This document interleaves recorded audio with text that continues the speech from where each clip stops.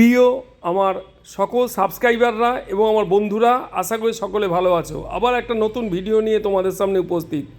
আমি আজকে উপস্থিত হয়েছি শেওড়াফুলির নিস্তারিণী কালীবাড়ি মন্দিরে। আমি আজকে এই নিস্তারিণী কালীবাড়ির তৈরি হওয়ার কিছু ইতিহাস আমি তুলে ধরার চেষ্টা করছি।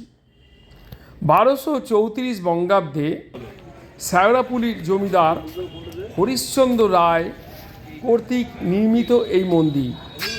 হরিশ্চন্দ্র রায়ের স্ত্রী অপমৃত্যু ঘটলে জমিদার হরিশ্চন্দ্র এই চূড়াবিহীন এই মন্দিরটি নির্মাণ করেন।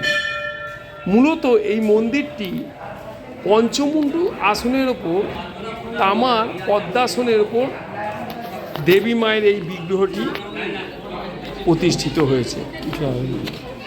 কালী বিগ্রহের পদতলে শায়িত আছেন দেবাদিদেব মহাদেব। এই মন্দিরটি বহু প্রচলিত জনমুখে, বহু দূর দূরান্ত থেকে ভক্ত সমাগম হয়। বিভিন্ন উৎসব তো আছেই এই মন্দিরে।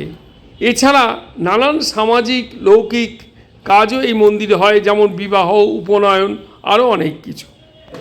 বন্ধুরা, এরকম নতুন নতুন ভিডিও পেতে অবশ্যই তোমরা আমাকে তোমাদের সঙ্গে রেখো, সাবস্ক্রাইব এবং লাইক, শেয়ার, কমেন্টস করতে ভুলো না।